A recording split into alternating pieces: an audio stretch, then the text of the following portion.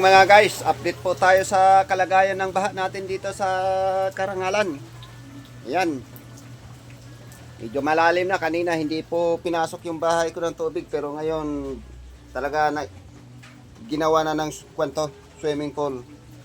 O yan mga guys, so, wala pa tayo update sa evacuation kung kailan magpapa-evacuate, pero malalim na talaga. O yan. Kaya kasalanan kasi ito ng Pag-asa eh. Yun na lang ang trabaho nila, bantayan yung bagyo, pero nalulusutan pa sila ng bagyo eh. Kaya di nila mabantayan maigi yung bagyo, dapat nababantayan nila para hindi makalusot, para walang baha ang Pilipinas. Bakit kaya sila nalulusutan ng bagyo yung Pag-asa no? Bagyo na lang ang binabantayan pero nalulusutan pa sila.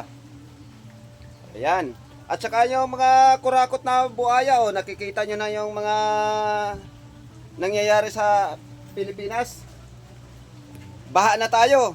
At saka yung mga mayayaman na politiko, yung dagat, di ba, tinabunan nyo para maging mga mall at saka oh, ngayon nabaliktad ang dagat, tinabunan nyo, ang lupa naman ang naging dagat ngayon. Kaya babaliktad rin ang kalikasan. Kasi ang dagat tinatabunan, ang kalupaan naman gagawing katubigan. Ito na to ngayon mga guys, di ba? Oh, yan. Masaya na kayo sa nangyayari ngayon.